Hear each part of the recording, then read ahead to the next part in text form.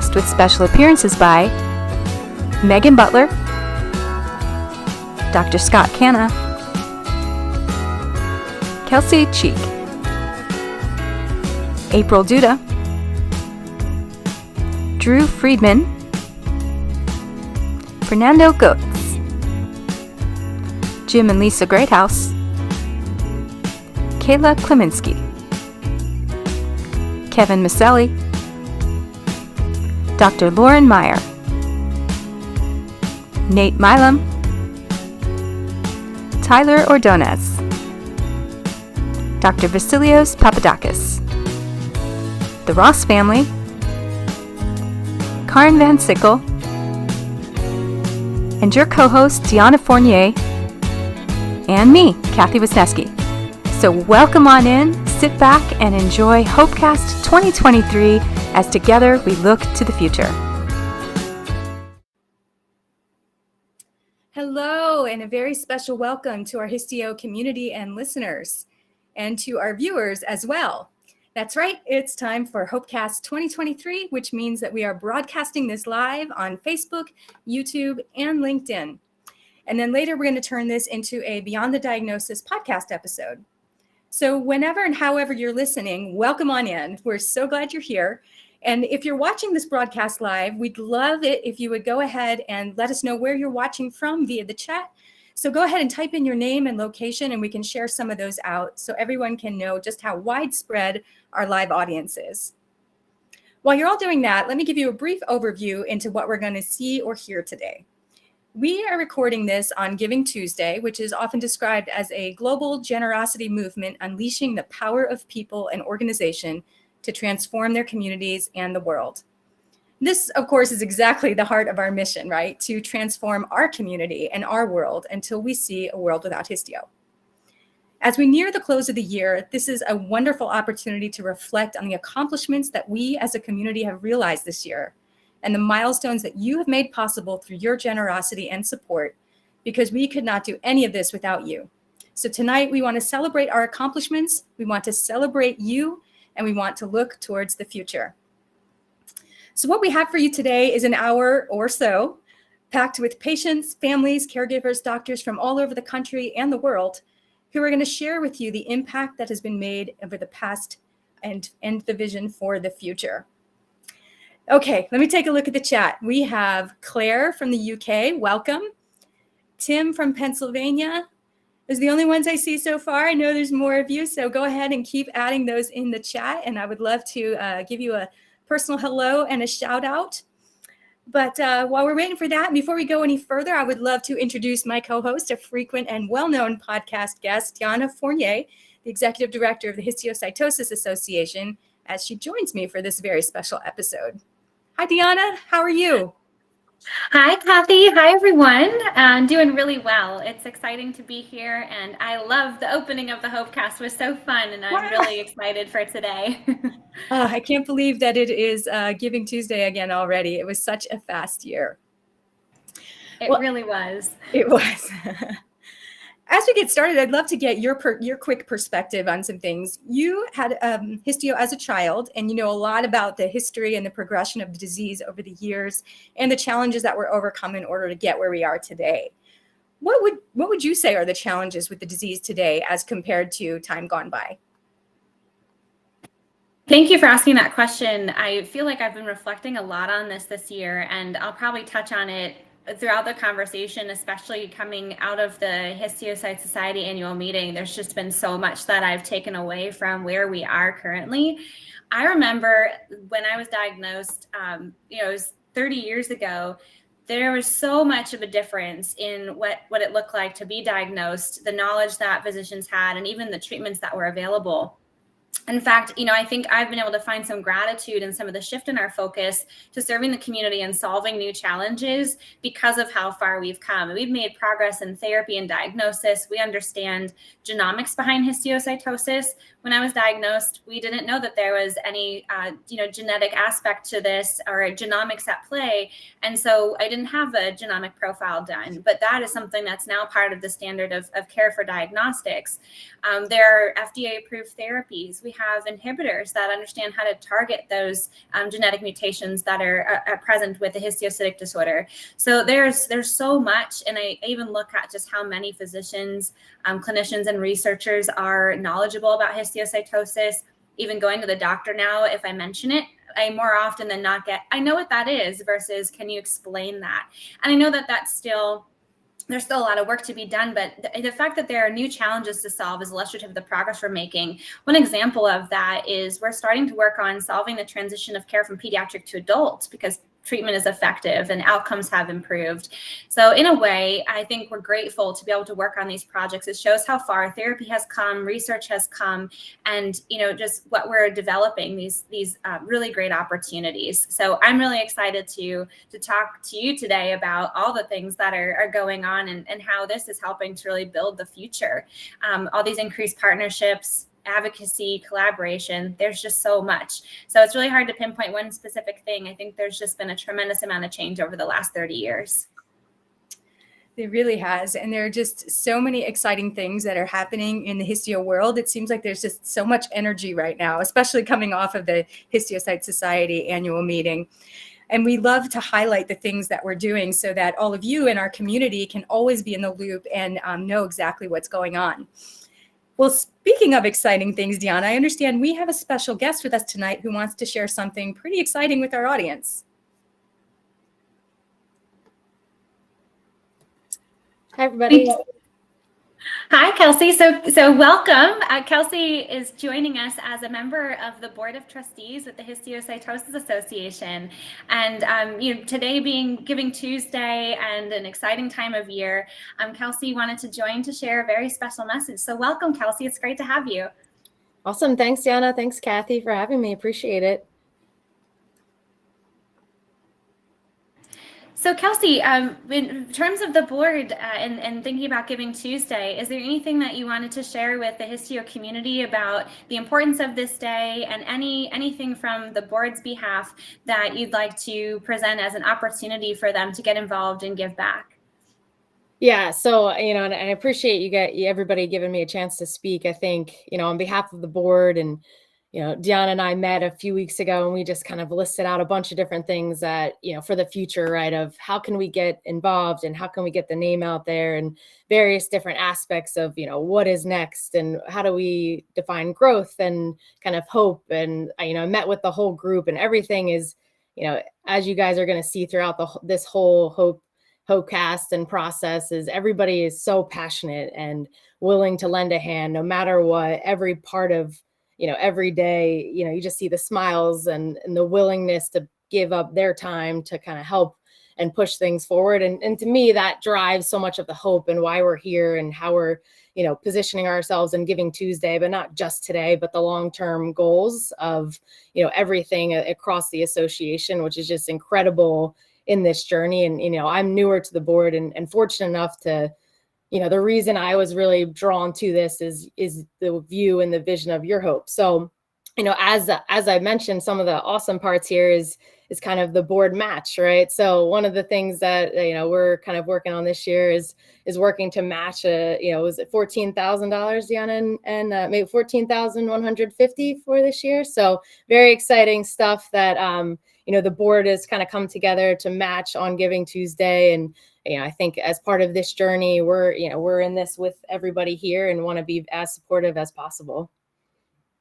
Thank you so much, Kelsey, and it's been amazing to have your energy and your passion on the board. And just to update you on where the board's match is at, we currently are $5,110 away from reaching that match, which is incredible. There's been so much generosity coming in today, so many amazing messages from the community as well, and just really grateful to the board for helping to inspire and drive that. So if we reach that number, we can have that match.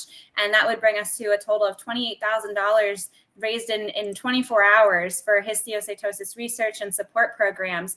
And just to share the generosity of the community, last year, we raised $25,000 in 24 hours. The year before, $11,000 in 24 hours. So the community is just doing some incredible things. And just to see the board continue to drive that passion for the community as well is so inspiring. And we really appreciate your support and dedication. Yeah, and that's incredible. I think that, that gives us all hope alone just to kind of push forward and try to strive for these goals as you guys are working very hard to do so. So we appreciate everything you're doing as well, on behalf of the board and everybody kind of listening in and working behind the scenes here to pull this all together. Wow. Thank you so much, Kelsey. It's really absolutely incredible to see the dedication that our community and our board has to our mission. And just to all of our listeners out there, if you'd like to join in and help us to reach that full match, it's super simple. All you have to do is go to our website, which is histio.org, and you can click that donate button to make a donation, or you can give us a call at 856-589-6606, and you can get us one step closer to realizing that full match from the board. So super exciting. Awesome. Well, we have a couple more people joining us. I see in the chat. We have Daniel from Argentina. Hello, welcome. We have Fernando from Barcelona as well. So welcome to both of you. Glad you're here. Well, we thought it would be fun to start from our mission and work our way kind of deeper through our programs so that you can hear more about the work that we do and how we've been nurturing and growing those programs to support you and how you've made an impact and can continue to do so. Deanna, why don't you talk about our mission and the pillars that stand in support of that mission? So we are dedicated to raising awareness, providing educational, emotional support, and funding research that leads to better treatments and cures for all histiocytic disorders. And so in the context of histiocytosis, why we have such a broad-reaching mission is because we know that the patient journey is not linear, and also that there are so many elements that go into really driving change. And these pillars lean on each other. So they bring a lot of value to the community because we're able to touch on all aspects of not only the journey, but all the different points of resources and support that you might need. Under the bucket of awareness and how we execute on these, we have advocacy and fundraising. We have family group collaboration, which I think we'll talk a little bit more about today. We have our ambassador program as well, which it's an empowering program that gives people that are interested in getting more involved with the association team an opportunity to really drive forward, raising awareness in the local level or participating in different activities, conferences, and meetings as representative of the association and of the community. In terms of educational and emotional support, we have run webinars throughout the year. We have developed brochures. We continuously update our website information to make sure we have the latest, not only information about each histiocytic disorder, but the treatments. We also try to curate clinical trial, registry, and other study opportunities and share that with the community as well. We also have our peer-to-peer support meetings that we launched a couple of years ago, and those have evolved to not only peer-to-peer support for patients, but peer-to-peer support for caregivers and care partners. We have a grief support group, and we're continuing to evolve those as we head into the future, taking feedback from the community.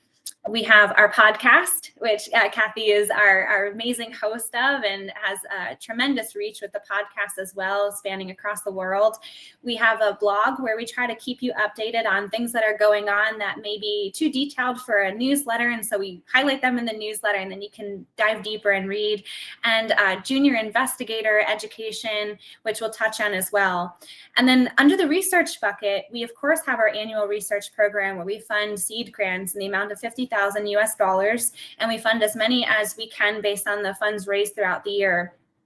In addition to that, we also have a partnership with the Histiocyte Society, and that partnership has been in existence since both organizations had started, so back in the mid-1980s.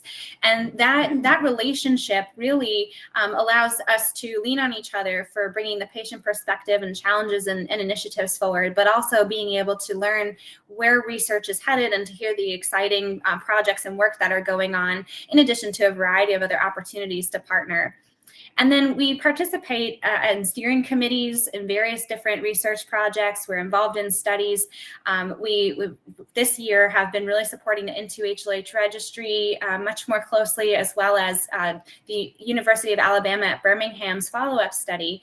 And there is a lot of other engagements that we do in terms of research. So we try to execute on these pillars equally and strongly, knowing that these are all things that we can do to help bring you closer to the support that you need, and also to bringing us closer to a cure. So amazing. We really do our best to kind of reach out in every aspect that we possibly can in order to realize our mission and our vision to eventually see a world without Histio. So let's dive into kind of that first pillar that you talked about, which is awareness. We have a couple of special guests that we want to bring into the awareness part of the conversation, but there's two that I want to start with that have really impacted and have been impacted by awareness. We have Lisa Greathouse and Drew Friedman. Lisa and Drew, welcome so much to HopeCast 2023. We're so glad to see you. So happy to be here. Yeah, thanks for the invitation. Awesome. Well, both of you have been very involved in advocacy and awareness, and I'd like to talk a little bit about that. First, Lisa, you've been involved with the association for many years. How and why did you personally choose to raise awareness, and what difference do you see today as opposed to when you started this work? Became involved in Histiocytosis Association because of my son, Samuel, and he had LCH, and he died at the age of 2, just about a month after his birthday, unfortunately. And this was in 2007. But knew about the association just soon after he was diagnosed. I remember a doctor coming in, waving a sheet of paper. He was saying, encouraging us to get on the website, which has certainly changed a lot since then. And got to know Jeff and other members of the community and just felt welcomed, felt less alone.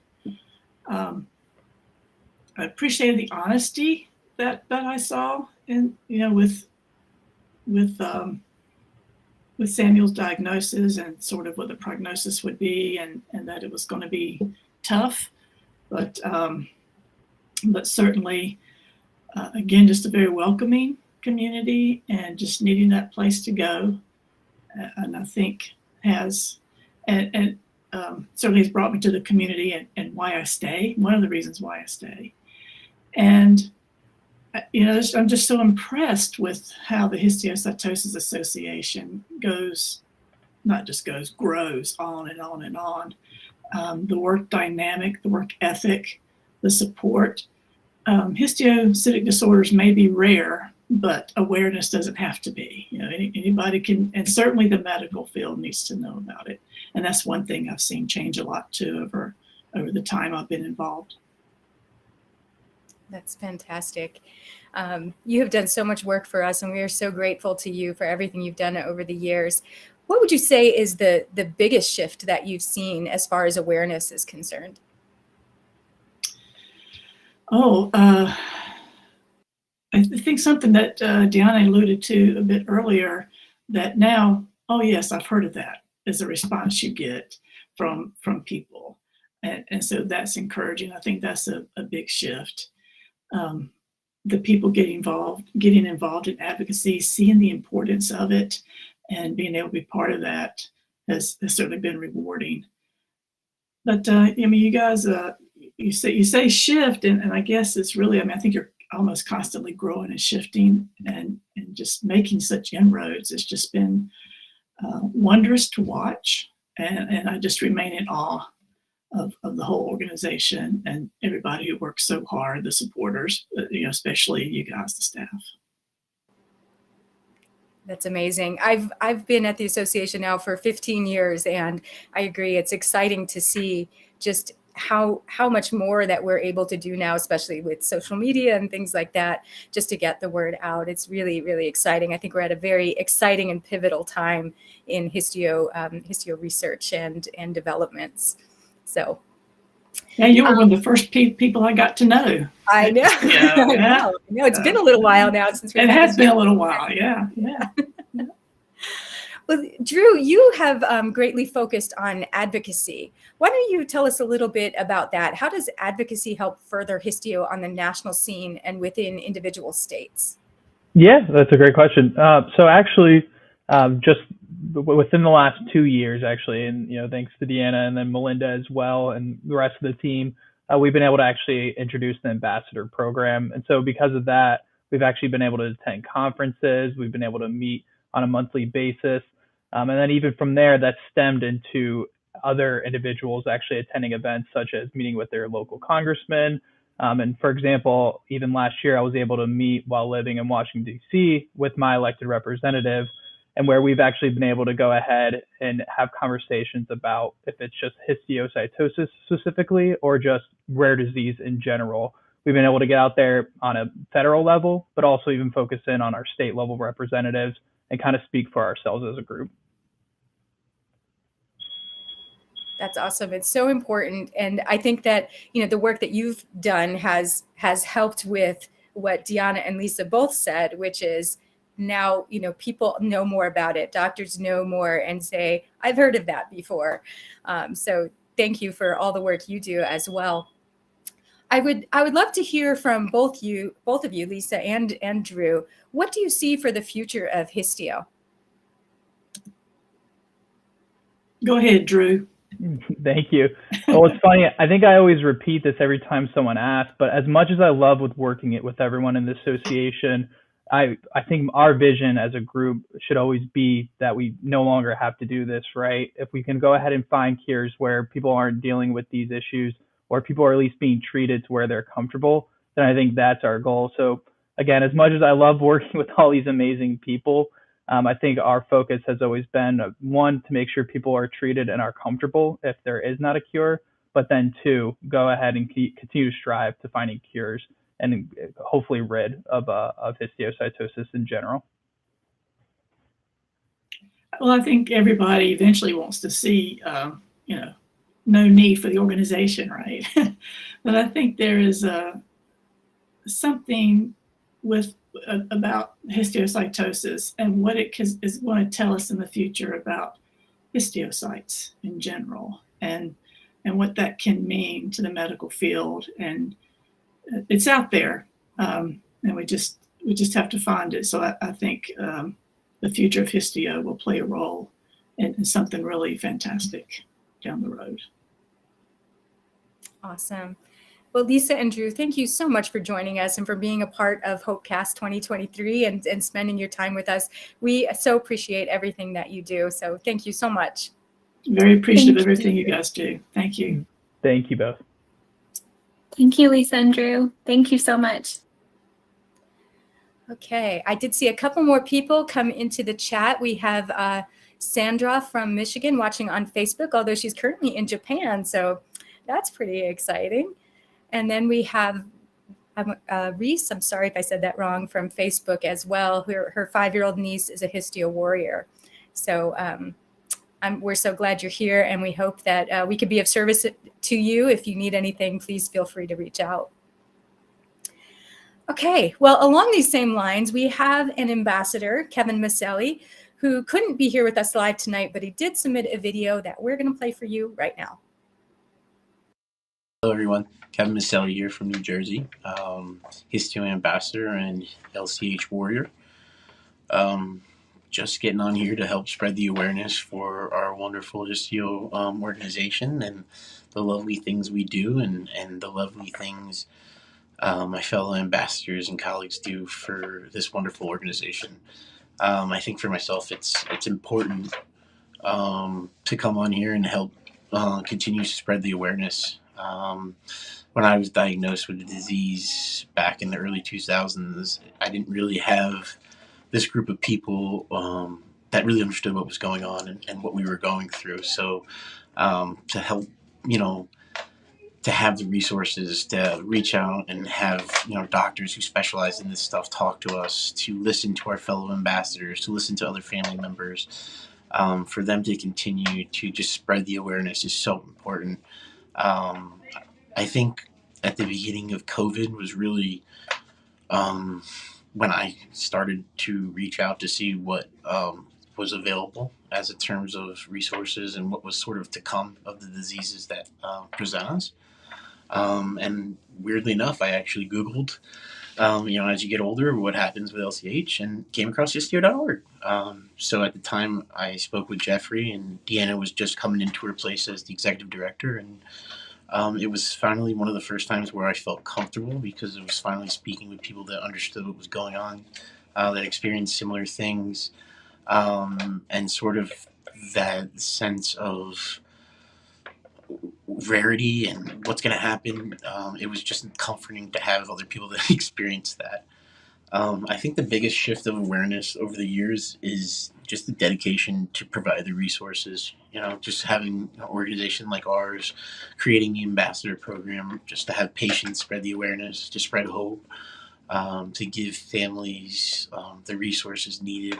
I think it's important to see the shift because growing up, like I said, I didn't really have people that, outside of my immediate family that were there to help support me. And it was always scary to go to new doctors and stuff, and they're like, "Oh, what's this?"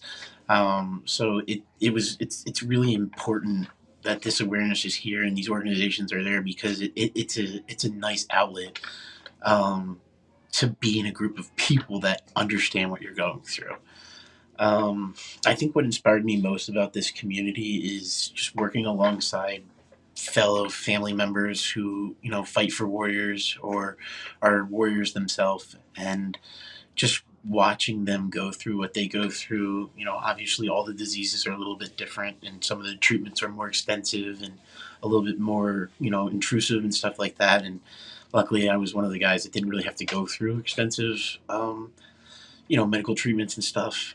It was more just being the unknown and more of a mental aspect for me. But watching my fellow ambassadors, going, the bravery they have to go through these treatments and everything like that it's just inspiring to see, and it's encouraging me, to sometimes change the way I look at life, and just having two young daughters. It's important to be inspired by everyone, and I think just listening to monthly meetings and family members and different speeches and joining our peers that do different awareness events and everything like that. It's so important. And I'm just inspired to be in this community.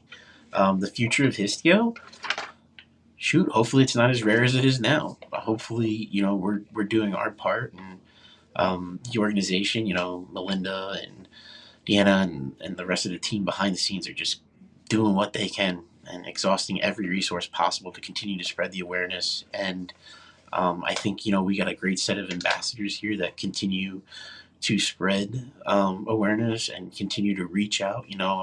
Melinda gives us a lot of goals to attain, which is awesome because, it gives us a sense of urgency to help let people know what's out there. So I'm hoping the future of Histio is more awareness, more resources, more doctors that understand how to communicate and provide the proper medication. And it's just simple as that. I'm forever grateful for this organization. Forever grateful to be a part of it. My day job is to be an advocate for adults with intellectual and developmental disabilities. So any way I can advocate for a disease that's rare as mine and to help others, I'm here for it. Wow. Thank you, Kevin, for your inspiring story and your dedication to our community and to the Ambassador Program. Now, speaking of the Ambassador Program, which we've touched on a couple of times now, one exciting development that we've just had within the last couple of months has been the implementation of our Youth Ambassador Program, which we're going to talk about in a second. But before that, we have another ambassador, Megan Butler, who also could not join us live, but has sent us through a video message describing her feelings about the community and what it's meant to her. So let's take a look. Hello, my name's Megan and I'm a Histio warrior and ambassador. Now, I've only been at the Histiocytosis Association a few months, and so it's really hard for me to comment on how fundraising and events have changed over the past few years. What I can say though is my experience so far has been incredibly positive, and the community are there to support and encourage one another, sharing ideas on how to gauge interest with the public and share our message and getting that message across. What inspires me the most is the community, because they're one big family and they've been so welcoming to me, listening to my story and encouraging me to share it with others, and that gives me such a sense of empowerment. And for those who've been impacted by Histio, directly or indirectly, it's such a massive thing to know that you're not alone and you don't have to be isolated anymore. the future of Histiocytosis Association can only be a positive one, because we're gaining that momentum, we're connecting with more and more people, we're raising awareness, raising funds for clinical trials. And so I can only see a future with the cure to histio diseases in it. Call me optimistic, but that's how I see it. Thank you so much, Megan. It's truly an honor to be a part of your journey, and we look forward to continuing to work with you. Well, next up, as I mentioned, we are excited to share with you one of our latest programs, an extension of our ambassador program that now incorporates youth ages 12 to 17. But this wasn't our idea. This was actually the idea of our first youth ambassador, Tyler Ordonez, joining us tonight. Tyler, welcome. We're so glad you're here. Hi, thank you for having me. Well, you actually had the inspiration to reach out to us and to suggest us doing a youth ambassador program. What inspired you to do that? Why did you want to get involved?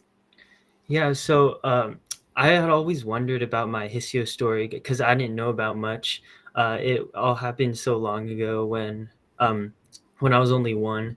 So after I became not cured, but like no evidence of disease anymore, it just really hasn't been part of my life. But recently I've been more curious about it. So I asked my mom, and she showed me the Histiocytosis Association's website. And then I saw the ambassador program. So that looked really interesting. And I reached out to the association to try to become one, but I didn't know if it was possible to because I'm still in high school. But they suggested a youth program instead that they were trying to start, but never got to it yet. So I helped create that program, and now I'm the first Histio Youth Ambassador. How does it feel to be the very first one? It's crazy. I'm not usually one for first. Like, I've never really done anything like this, but this has been incredible. That's awesome. Well, tell us what kinds of things you hope to accomplish in this role.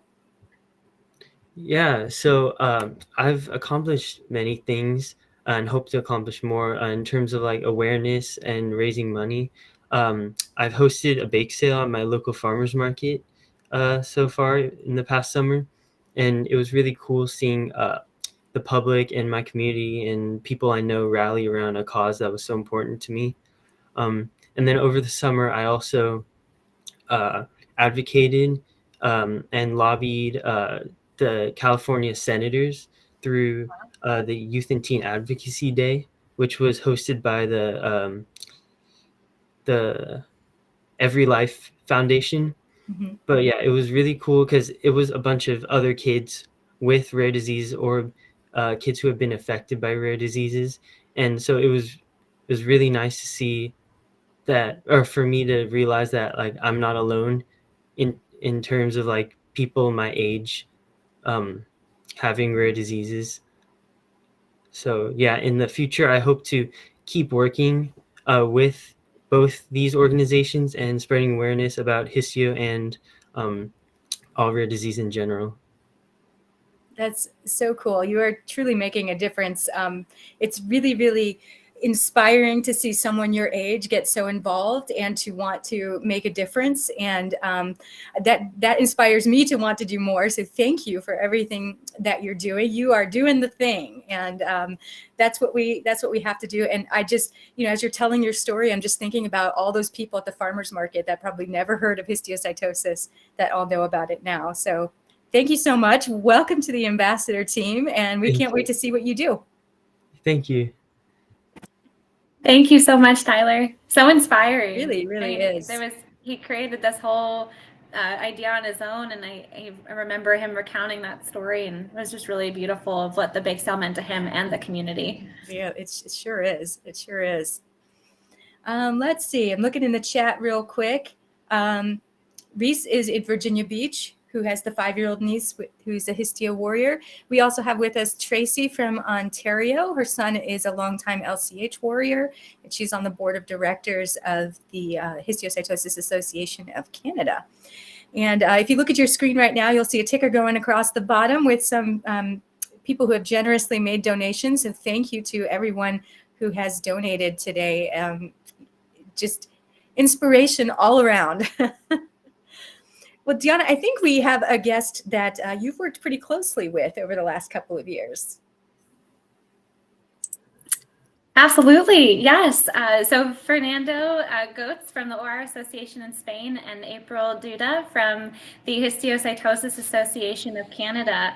It's a pleasure to have both of you with us tonight, and I'm really excited to speak with you both more about the international collaboration that has been taking place over the years. And I know, this has been a dream and an initiative and something that has been going on for a very long time. And over the last, I'd say maybe 4 years, 5 years or so, we've really tried to formalize what this collaboration could look like, because our vision really is to work together for patients and families around the world. And you both do some incredible work with your organizations. So I'd love to hear more from you. Maybe April, we can start with you with the Histiocytosis Association of Canada. Maybe if you can just introduce your relationship to histiocytosis and share a little bit more about what has been the most inspiring aspect of this collaboration over the last few years. Thank you, Deanna, and thank you very much for having me today. I'm so excited about our years to come and where we've come in histiocytic diseases and research. And I've been involved on and off since 1995. My daughter was diagnosed at 18 months, and unfortunately, she passed away at the age of 3 from LCH. I have no doubt if she had got LCH in 2020 or even the 2000s, that she would survive today. This is how far the research has come, the treatment process has come, and it's exciting to see where things are going. So I got involved, and I recently came back onto the board, and it's incredible the strides that we've made and the collaboration worldwide with yourself, Deanna, and Fernando, and the international groups that are linked together. The Coalition of Histio International Patient Support, aka CHIPS, was developed recently, and it's incredible the success that this group has had in such a short period of time. In Canada, we're actively researching or supporting research. We've just decided to do a collaboration with the American Association, which we're very thankful for, on 2 research projects. And we helped out with the LCH4 study as well. We've had many webinars this year, and 2 years ago, if you'd asked me to participate in a webinar, and I would have just laughed at you because I had no idea what they are. But this is where the HA has been so supportive of us and helping us to become a little bit more of a front runner and more aware, and building the collaboration with your group, our group, and social media. Social media is fairly new for us too. We've really successfully launched a lot of social media campaigns through Facebook and Instagram, and primarily because of the help of HA. Our goals, like for 2024, are keeping the stride, the momentum going with our awareness campaigns, our knowledge, our education to our primary doctors. And it's really important for this worldwide international group to collaborate and continue the work that they're doing. Thank you so much, April. And Histiocytosis Association of Canada does some amazing work for patients around the world, and you do a tremendous amount in Canada as well. And but being able to kind of bridge beyond those borders and beyond country scope, you've done so much, and we really look up to you as partners. And it's been amazing working with you. Fernando, I know you've been very active in bridging healthcare provider education for all Spanish-speaking countries, and your organization is based in Spain. We've worked very closely together as well, and you've led webinars where HA has been able to participate in. And just can you tell us a little more about your work? And same question as if with April, what has been the most inspiring aspect of the collaborative efforts? So, first of all, buenas noches. It's very, very late here in Spain. It's around 1 a.m. for us in the night. So it's it's a huge opportunity to talk to you. And it's amazing to see you again, both of you, Diane, April. It was so great to meet you in Greece. And it's so important, first of all, that we're all together participating in this type of activities, because we were running the same things. Our organizations are really concentrating and focusing on the same aspects in all of the areas that we're working. So it's so was important to us to really start collaborating with you, with all of you, for many years now, and really being able to meet you in all these congresses is really great, because we continue to work. I mean, there is so much work that has been done already, but there are a lot of things to do. Specifically, us in our association in Spain, and we are in Spain based in Barcelona, but we are really, as you said, Diane, we are very linked to all the Latin American countries, especially Argentina and all the rest of the countries where there are many people connected tonight. So I say hello also to them. And it's also great to see that community also feel part of this community. We are all in the same boat, that it's so important for them to understand that there are so many people, as you said before, and also before, that we are all working in different areas, in different communities, but really about the same, and we are talking about the same. Our role, as I see it, is really connector, is the connecting between regions. Is the more that we know each other, the more that we learn working with each other in the different regions, we will be able to really move faster. There were so many, it was so emotional for me also in the past months to being able to meet Jeff in New Jersey, in his house, being able to really meet a father that for 30 years, 40 years already is fighting for the future of, but the present and the future of his kid, which is not a kid anymore, she's an adult. So this is the type of things that are really moving for us associations to keep that thing moving, not to invent anything, but really to move on with what he has founded. And also, of course, being able to meet Paul in Greece, also the founder of the Histiocytosis Association in Greece, was also amazing to see how much he has done in all these years, founding so much activity and push the physicians and us and the researchers to really look for more solutions. So our role is that to really try to promote as much activity as possible in all areas. And specifically, if I need to say that I feel like a really huge gap on the adults part, okay?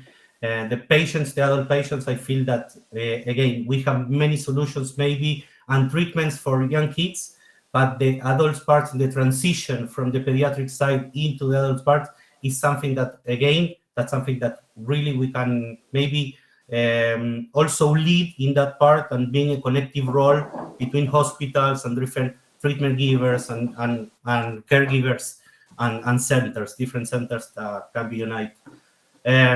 Also, in terms of recruiting patients for different type of research, it's so important that people know that there is so much research going on. In Greece, the lucky ones, we are the lucky people that can participate in those type of events. And we have seen there 140 studies being done only last year in 2022. So it's a huge effort that we need to also transmit to the rest of the community. That's also, as I see, our role, to really be a transmission thing. And that's why, as a collective group, the international associations, when we met in Greece, we also decided to move on with that type of project, to try to harmonize the information, so the patients and the doctors find much easily the information, access to the information, where they can get the treatments, what type of specialists they can get in contact to, and all this type of movement that, the connection that we are doing is really working a lot, and I feel grateful to be part of it. Well, I'm inspired every day by both of you and the work that you do. And it's this past Histiocyte Society meeting, we had our second in-person and it was hybrid meeting of international family groups, and we set priorities and goals for next year. And part of what is so exciting is being able to see the ways that the community's voice gets brought into those conversations and how that builds the future for the community. And I'm just so grateful to both of you and your colleagues at Histiocytosis Association of Canada and OR Association for the tremendous passion and dedication that you have. Before we go, I'd love to know if both of you just have a message to the community that you'd like to share. And Fernando, if you'd like to share yours in Spanish, that would be amazing. But April, do you have any special words you'd like to share with the Histio community? I do. Thank you, Deanna. I just want you to know that you're not alone, that it's a road that there's many of us that have traveled. And please reach out. We are here to support you, to help build awareness. And if you can talk to your friends, talk to your family, spread the word. It's so much more rewarding to hear the stories that come through you to our office. And I appreciate each and every one of our Histio warriors and the people that get involved. Thank you. And April, how can people find the Histiocytosis Association of Canada? We are on the website www.histio.ca. And if you go to our website, all of our information is there. We also have a Facebook page, social media, or Instagram as well. Thank you so much, and thank you for all you do. And Fernando, thank you for being up so late in the night to spend some time with us and share your message. For me, but do you have a special message to the community? For me, it's a pleasure, really, to share with you every single moment. You are as passionate as me with Istio, and I think that finding people around the community so committed as you are, your team, Peter, Kristen, everyone. Also Kathy, and I feel really great to being able to share with you. And as per the patient side, I would definitely say the same as April. It's so important to have someone that speaks your language, to find someone, those groups that really have the opportunity to give you the correct information and also guide you or try to help you to which professionals to go to. And I would also like to encourage the participation in the different support groups that we have in Spain, for example, which are online. All the activities that we do is in Spanish, but it's online. So each Istio warrior in the world can participate in those activities. And I really think that it's an important thing for the patients to join, to really meet other colleagues, to meet other patients who speaks their language and they have the same things and the same journeys that they are having. So we will also try to also think about that as an international group, how we can really leverage between all those groups and be as participant as possible, because there are also from the Chester disease. So there are multiple opportunities to participate and to really get support. So that's one thing that we can do as associations. Thank you so much. And Fernando, how can people find the OR Association? What is your website? We have everything online. It's OR Asociación in Spanish. Not so easy to say every single word, but also in Instagram you can find us, on Facebook, or any single of your publications that are linked to ours. So it's very easy to find us. Fantastic. Thank you so much, both of you, for everything that you do for those that are local to you, but also worldwide, for your partnership, your leadership, and for being a family. I think one of the most beautiful things about this collaboration is that the Histio community can feel as though there's a family of people working together, that we have their backs and we're working toward a cure. So thank you so much for your partnership and for spending time with us. It's a pleasure to have you here today, and I wish you a beautiful holiday season, although I'm sure we'll talk beforehand. Thank you, Deanna.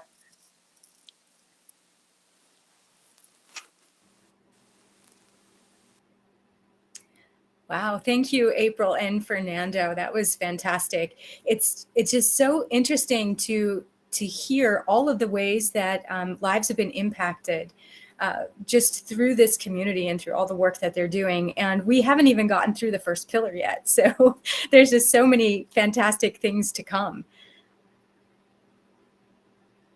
That's why we say an hour or so. An hour or so.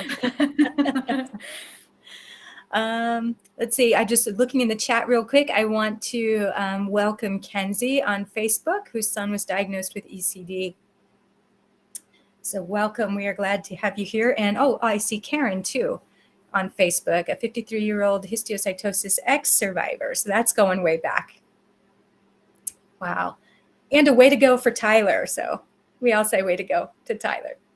Great, great, great. Okay, well, finally, in this pillar, we want to talk about one of the many ways that we raise awareness, which is through events. And many of you who are the wonderful people in our community are the ones who plan and hold those events. So now we want to welcome Mark and Robin Ross and Karen Van Sickle to the HopeCast to talk about exactly that. So is it? All right. Hello. I missed the beginning of that, so I just heard my name. Yeah. We were just welcoming you. So welcome. Thank you so much for being here. Thank you. It's good to be here. Mark and Robin, let's start with you. I would love for you to tell us a little bit about your event and the growth that you've seen with it over the years. We host a golf outing. We've hosted 2 so far. Our first outing, we had 104 golfers. And I think we raised, we were able to donate maybe about close to 25,000. And wow. Then last year, our second golf outing, we sold out. We had 144 golfers. And we're hosting another one in June 13th of this year, our third one. Fantastic. Are you both golfers? We know how to golf. We know how to golf, yes. Mark and my boys know how to golf, and a bunch of my family members are golfers, so yeah. I'm pretty decent at putt-putt, but not golf. Yeah. All right. And Karen, how about you? Your fundraiser has been going strong for over 20 years. How have you seen that evolve over the years, and what are your hopes for it in the years to come? Yeah, we just had our 21st golf tournament in August, which means that our daughter would have turned 21 in August, and that's why we've held it every year since she was born. And yeah, we hope to keep on chugging along as long as Deanna comes over and joins my team. I think she's in. You got it. Yeah. I get a little bit better at golf every year, so you'll. Yeah, that's what we tell ourselves, right? That's amazing. Thank you so much for both of you for the many years that you've supported us with your events. It's just incredible, and I know that they're going to continue to grow. And I love watching from behind the scenes. I'm not involved in the fundraising or event aspect, but I do love watching from behind the scenes and hearing our staff updates on the different events and the things that have happened and the amounts of money that you were able to raise and the lives that you've been able to touch. I would love to hear from all of you. What inspires you the most about this Histio community? Well, I can say that I feel like for both Mark and I, when our son was diagnosed with CNS HLH, we came across the Histio website, And I don't know exactly what transpired, but somehow Deanna reached out to my husband, and then we had like a what do you call it? A Zoom meeting. She met with us and our son, and she was really interested in hearing our story and offered words of encouragement, and her compassion and her genuine interest in our family was just so inspiring that when our son got onto the road of recovery, we decided that we knew we wanted to get involved with the community. She inspired us to do that. We hope that we can, because we felt alone until we met Deanna. And so we wanted to Give back. give back, right, and to hopefully help other families the way she helped us.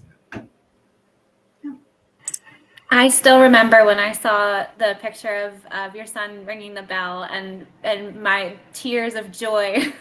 I think I may have called you right away or sent an email, but just really glad that you've had this beautiful experience with your son, and thank you for everything that you've done to help support HLH research. It's just been tremendous. So thank you, and for all the other things that you do. You've been very passionate about so many different aspects of the pillars of the association. Well, thank you. Thank you. Karen, we'd love to hear from you too. What inspires you about the Histio community? I think in the beginning, when our daughter was diagnosed, our introduction and exposure to histiocytosis was fairly short because she only lived from October through March, from diagnosis to the time she died. But of course, she inspired us first to do the first tournament for her birthday. And then, what continues to do it now is all the families that continue to get diagnosed or dealing with it. And you don't want them to go through the same that we did 21 years ago. So that definitely continues to inspire us to continue to have a golf tournament and have people come out and play and raise some money. That's great. And thank you so much, Karen. It's been beautiful coming to your events and seeing the support of your community. And I know that for the last 21 years, you've really been instrumental in driving some of those shifts of HLH research. And I think it was last year you had those milestones by the years. And it was astounding to me to see just the changes and FDA approval of a therapy and all of those that you've had such a big hand in making happen. Thank you for that. Oh, I think it pays off because one, it becomes a smooth machine when you do it every time. I call up in May and the ball gets rolled on your side. And then it becomes kind of a habit. People now kind of just schedule early August. They know that it's the ENA tournament and they want to come. So it's exciting. That's awesome. 21 years. That is amazing. Mhm. What do you all see as the future for Histio? Let me see.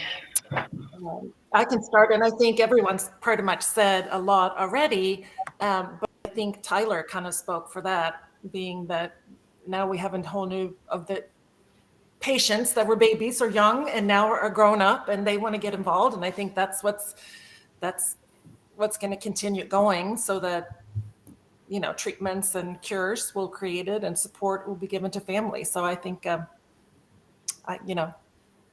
Tyler. Mm-hmm.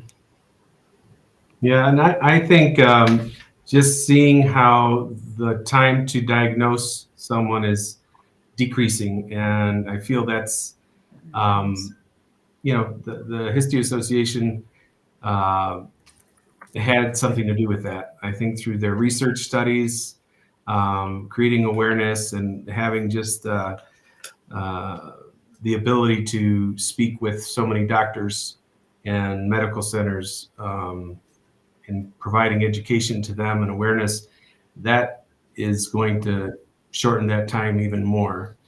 So eventually, if someone goes into a hospital and just reaches the emergency room and it's one of the top things that they consider diagnosing them for, rather than it, being much later. And having negative effects on someone the longer it takes to diagnose them. So yeah, I see that in the future, and that's what we're hoping for. That's amazing.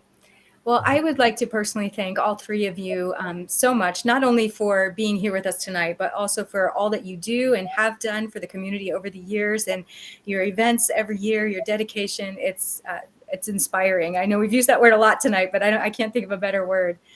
It's definitely the dedicated community members like all of you that are the reason that we can keep going into the future.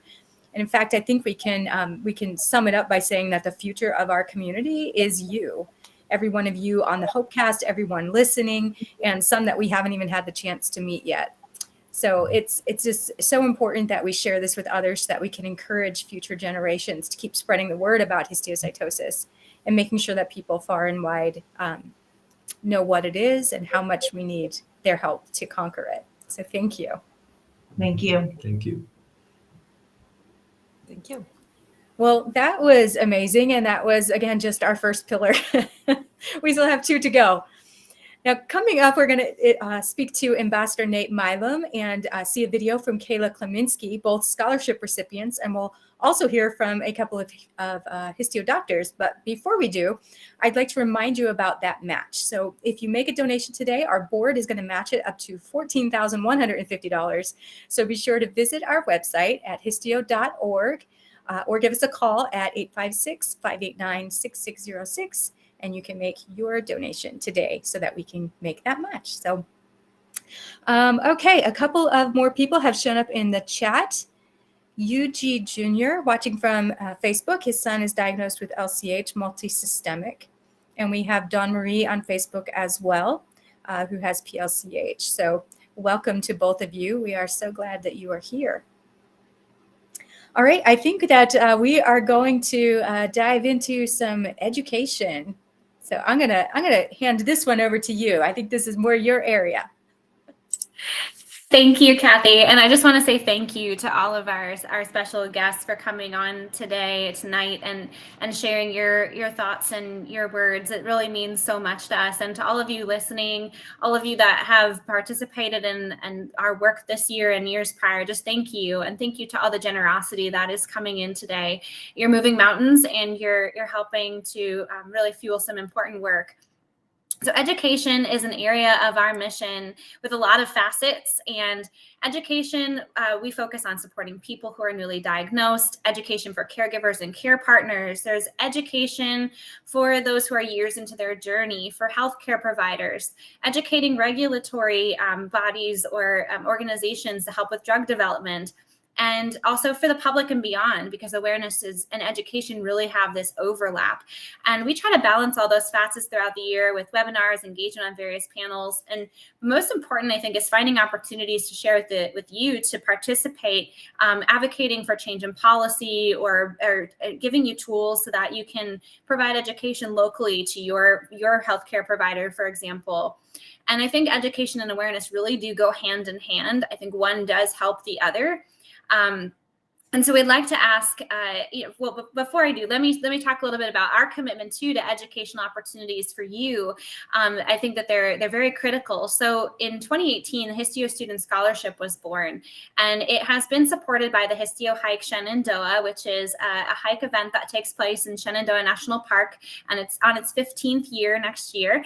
And the generosity of the community members as well for several years has really supported this program, and it provides scholarships for university and college education to students. And since the program started, 12 students have received scholarships. And we have 2 special guests joining us today. One is Nate, who's able to join us in person, and then Kayla, who's going to join us via video. They've been a part of that program, and would love to talk to them a little bit about how that has inspired them and what they'd like to see for the future of histiocytosis and education. So Nate. Hi, Deanna. It's great to see you. It's great to see you too. Thank you so much for joining us, Nate. You have been a part of the Histio community for several years now as an active member and an ambassador. And I think first were oriented with us with the Histio Student Scholarship Program. So I'd love to hear a little bit about from you, your relationship to histiocytosis, why you applied to the program, and what it's meant for you. Okay, so I was had a late start to histiocytosis. I was misdiagnosed 3 different times with Crohn's disease, and in January 2019, I had a bone marrow transplant after a few months earlier, finally discovering my true diagnosis of HLH. So after that, during that span, I spent a few months in the hospital while I was going through the transplant process, and I unfortunately had to drop out of the college that I was in due to the just tremendous amount of absences that I had at the time. So following that, it was kind of a journey to get back in the swing of things with school. Um, that was a struggle with just mentally getting back into it and financially. So during one of my follow-up appointments with my doctors, someone suggested that I check out this program and look for histio scholarships. And I personally did not even consider the fact that one existed, considering that histiocytosis is so rare. It's like you spend your whole life with this disease process that no one knows about, and then what are the chances of there being a scholarship for that thing? And I actually was not planning on applying once I did know there was one, because I had unfortunate experiences in the past with applying to other scholarships and not really receiving anything. It kind of felt like a lottery system. And so it's like, what are the chances that I would get this scholarship? But my mom made a good point about, if histiocytosis is so rare, how many people do you think are going to be applying for the scholarship? Which made a lot of sense to me and encouraged me to apply. And not only did I get a scholarship, I happened to get the top one, which was a tremendous help in my family and for myself. And it just so happens that with that scholarship, it has launched me to where I am today, 2 weeks from graduation. So it's been Yes, great. that's so exciting, Nate. Congratulations. And Thank you. I understand that your career choice also has been influenced a little bit by your experience with HLH and your prior misdiagnosis and your desire to help others maybe navigate that with someone who has help them kind of make certain choices and decisions to have that be a smoother process. And now you're also a Histio ambassador and have done a tremendous amount of different activities. You've raised so much awareness. You're so active on social media, sharing your story. And you've had some amazing nominations recently too to join different panels and committees. Can you share maybe one or two of those experiences that have been either meant the most to you or have really helped you understand how what you are hoping to do for your career will influence and help others? Yes, okay. So I am getting my degree in health services management because ever since I was small, I knew I wanted to help people. And when I thought I had Crohn's, I wanted to be a nurse. But considering my journey with HLH, I was like, I need to figure out a way to make this more meaningful to me. And so I am now trying to be a patient advocate. And there's many ways to advocate, guys. You don't have to actually have a degree to do it. But I feel so strongly about this line of work for myself. I just can't imagine doing anything more than this. So that's why I have chosen that path. But yeah, so with this opportunity, being an ambassador for this association, it has opened many doors for me. One of the experiences I got to do was travel to San Diego for the first time and represent the HA and the Global Genes Conference. They had an equity conference that I was a part of, and I met many tremendous, kind people who were all invested in raising awareness for different rare diseases. And after going to a previous conference a couple months before that, I realized that histiocytosis is still a rare disease, even in the rare disease spaces. It's kind of it makes a lot of sense that we have to keep reaching out and spreading awareness of our disorder, because I think there are a lot of people who are just unaware. And when I was in the Global Genes Conference space, I got a chance to ask some questions and kind of use the little bit of spotlight that I had to draw attention to our cause and figure out some ways that we can advance and improve research and just more awareness on our side. So I actually got to work with a few other ambassadors from here, and we just had a good time. We had a good time just hanging out, and a good time really getting to know many people in the rare disease space. So I've kept many contacts, and I still talk to them to this day. And it's a great thing to just be connected with so many people who are all working together to do the same thing. But also, in addition, I have been fortunate enough to be accepted into the RDLA program for Every Life Foundation. It's the Rare Disease Legislative Advocates Committee.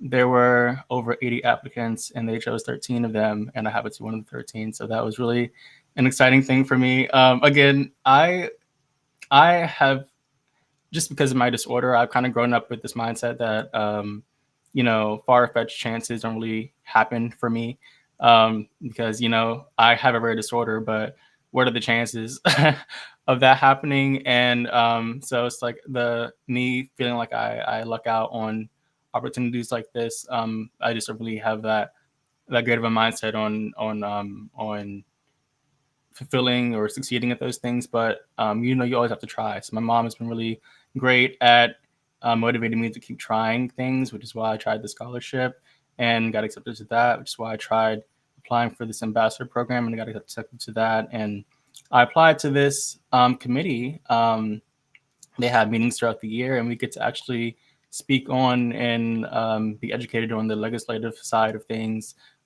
which I think is going to be a great deal in helping make change in the area that we need change in. So I said, let me see. and it worked out. So I just got the news maybe last week, and we start our first meeting is in December, and we actually hit the ground running in January. So I'm really excited about that.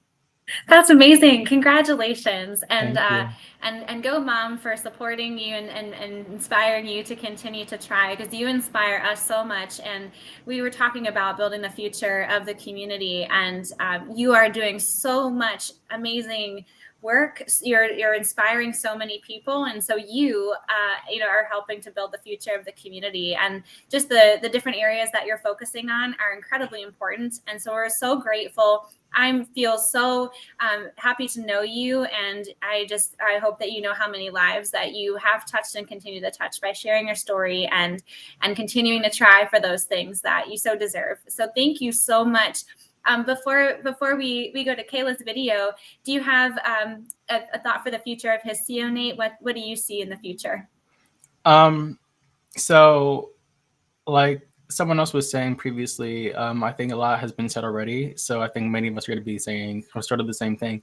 But I have literally seen change already to this point. Like I said, I was misdiagnosed with Crohn's 3 different times at 3 different facilities. And when I was correctly diagnosed, it's because I was dying. So it just so happened that I was correctly diagnosed in the same facility that I was misdiagnosed in. So since recovering from that and moving past that, I think I'm about 5 years post-transplant right now, which is amazing. I never thought I would do that. But they have since changed the way they diagnose Crohn's patients in that facility. So they take further steps and actually send out more testing to ensure that it's nothing more than just Crohn's, because if I had received that, then we would have caught it earlier. And it would save lots of people more time, and like they would have a better quality of life. So that's change right there. And just seeing how we've come so far already, we have a ways to go, but it leaves me hopeful that we can advance even more going forward. So that's what I see, just enormous change in the future. Thank you so much, Nate, and thank you for all you're doing to drive that forward. We really appreciate you, and I cannot wait to see all the things that you'll accomplish as you continue down this journey. And congratulations again on the amazing acceptance to that committee for the RDLA. That's going to be amazing. Thank you for joining us tonight, and for all that you're doing. Thank you. Appreciate it. And now we'd love to share Kayla's video, who is also a recipient of the Student Scholarship Program. So Kayla, we'll bring you on. My name is Kayla, and I am a histio warrior. The diagnosis I have was hemophagocytic lymphohistiocytosis, which is kind of like leukemia, but instead of cancer cells attacking my body, my own cells attacked my body, and my immune system turned around and attacked my body. Well, honestly, before my journey, I hadn't even heard of histiocytosis diseases and things like that. I wasn't very much aware of anything diagnosis related. I was diagnosed at the age of 17, so I hadn't really had the opportunity to learn very much in my medical career because I was literally just starting. I had just taken nursing assistant, and the thought of what histiocytosis diseases are didn't even cross my mind, honestly. When I was diagnosed with I'll refer to it as HLH, it was a little bit more easy for me to understand because I had originally taken a medical terminology class, and if you take my diagnosis, hemophagocytic lymphohistiocytosis, it's just a bunch of medical terms broken down. So that, in some respects, helps me understand kind of what that was coming from. But before then, the only thing I'd ever heard regarding histiocytosis was the medical terminology of it broken down. So over these past couple of years and fighting my illness and getting through all of that, I've been made aware of these diseases and how bad they actually are and how badly we need to be able to advocate for them and spread awareness. Because one of the biggest things I've noticed is something a lot of these diseases need is bone marrow. A lot of these people that are diagnosed with these diseases need a bone marrow transplant, and we need that bone marrow from other people. And not even bone marrow, just blood products in general. People need, for my disease, I needed a lot of blood. I was losing a lot of blood. And so by spreading awareness for things like this, we are able to get people to donate things like bone marrow or blood products and things like that. And so that's where my advocacy and awareness has really shifted during this time. My college does a Be the Match event, and I was actually able to participate in it this year, which was super amazing. But without the prior understanding of why we need people to do things like bone marrow, be bone marrow donors, then we can't get help for them. And so I think something really big that has shifted over the years is the importance of those people that swap and end up donating their bone marrow or go out and donate blood products, which is super amazing. I had the idea before I was diagnosed that I wanted to go into nursing, and so it wasn't really a decision it wasn't really a thing that made me decide that I wanted to go into the healthcare field, but the whole process really helped me learn what these patients go through. And I have a very unique perspective that a lot of people don't get. I actually know what it is like to be critically ill, and I can have that empathy for my patients that some people just can't have. And so I think my histio journey really helped me to become a better nurse or to be a better nurse when I become a nurse, but it helped me with patient care. I'm a nursing assistant right now, so it helped me really have the empathy for my patients and what they're going through. I think the biggest thing is the education you guys provide really helps people understand. I know when I had originally been diagnosed with HLH, my mom didn't really know anything about it, which is kind of amazing because my mom is insanely smart. She has a master's in nursing and a doctorate in education, so this woman has seen just about everything. And so for her to get a diagnosis and not know what the heck it is, that was very stumping for her. And I know that the histiocytosis organization really made a community for her. I know she joined your guys' podcasts and she listened to your guys' things. She used it to help determine where the best hospitals potentially were for me to get a bone marrow transplant. And so just the community you've built, it really matters. And I'm not so sure on a bigger scale what all happens with the histiocytosis organization, but I know for that one person, my mother, that was very relieving in her time of need to be able to have somewhere where she could be part of a community and learn answers and learn things, because heaven forbid my mom knows everything, and when she doesn't, she's stumped for sure.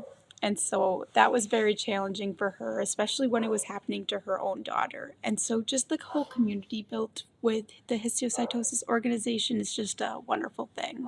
Thank you for having me today. It was super amazing being able to be here. I'm sorry I couldn't be there live, but I was very happy to make a recording. So thank you guys. What a beautiful message from Kayla and to Nate as well, and just so inspiring to hear their stories and to know this is what we're working for, is so that the kiddos and adults don't have to have this diagnosis, and also for now, while the histio is still present in this world, that we can provide that support along the way. So thank you both to Nate and to Kayla for sharing your story and for all the amazing things that you're doing to help raise awareness and to support others. I briefly wanted to touch on one other area of education that is our newest program, and it will lead us really nicely into our next pillar of research. And our newest program is the Ingrassia Junior Investigator Travel Scholarship that we started this year in partnership with the Histiocyte Society. And this scholarship program is an addition to our Histio Student Scholarship Program, but it's a stipend provided to junior investigators who have submitted an abstract, which is a short scientific paper, to the Histiocyte Society meeting and who plan to attend that meeting. And this offsets the cost of registration and travel, making it more possible for them to attend. The Ingrassia family were longtime supporters of the histiocytosis community and had a very strong connection and passion for education. And so this program was developed through their generosity. And the meeting is very important, providing connections, networking, learning, and sharing, and hopefully will inspire junior investigators to see the passion that exists in this histio community and to stay connected and make histiocytosis a major part of their career for the rest of their career. And that is also building the future for our community. So I think that's a beautiful transition as we welcome Kathy back to focus on our last pillar of research. Yeah, thank you. And thank you to Kayla and to Nate as well. We unfortunately had a doctor lined up, Dr. Lauren Meyer from Seattle Children's Hospital, who, the life of a doctor, she had a hard stop at 7:30, had somewhere else she needed to be for work, so she had to leave us. But I will fill you in a little bit on her story and why we were going to have her here in a little bit. But first, I would like to welcome Dr. Vasilios Papadakis from Athens, Greece. Dr. Papadakis, welcome. Thank you so much for being here with us and for staying up so late. Oh, can't hear you or see you.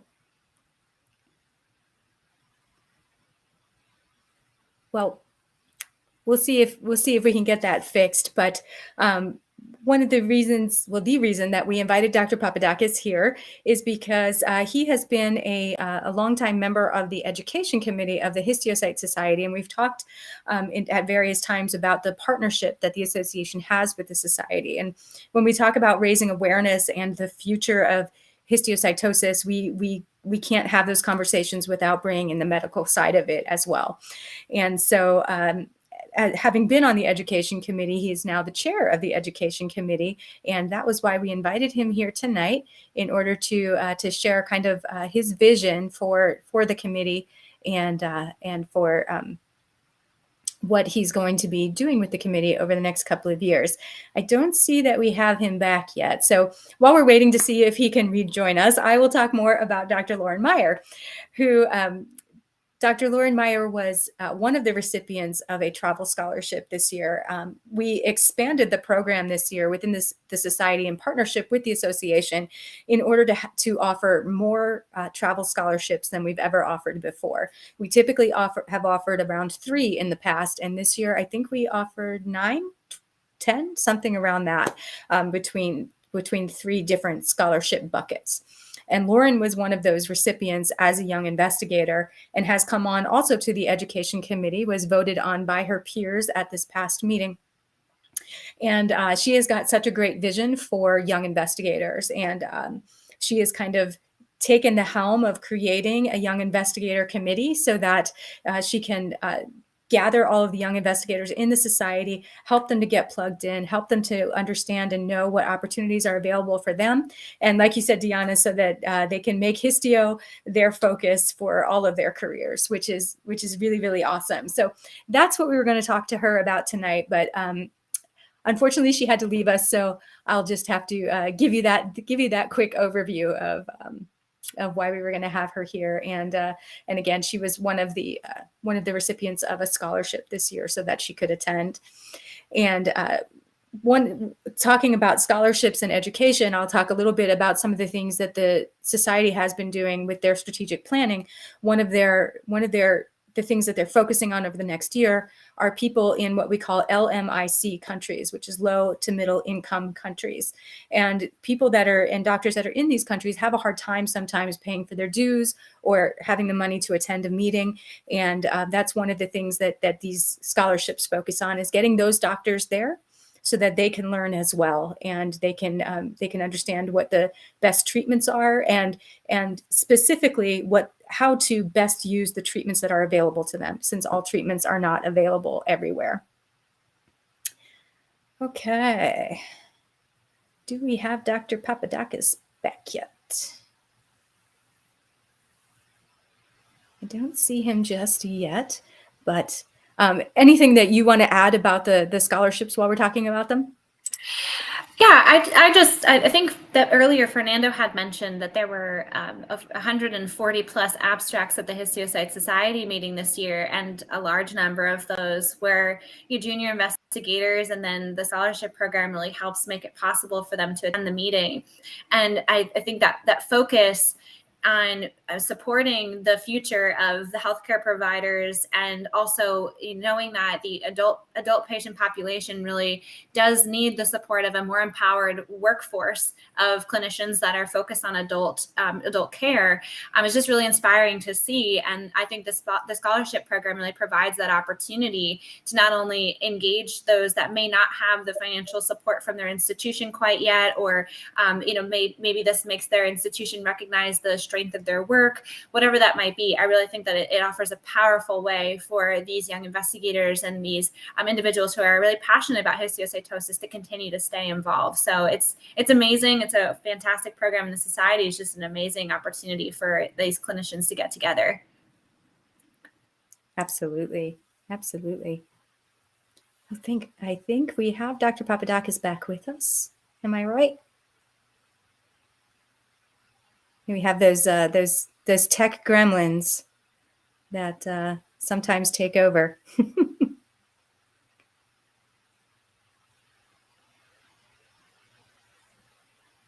Let's see. We're getting there. Maybe even if we're able to hear Dr. Papadakis.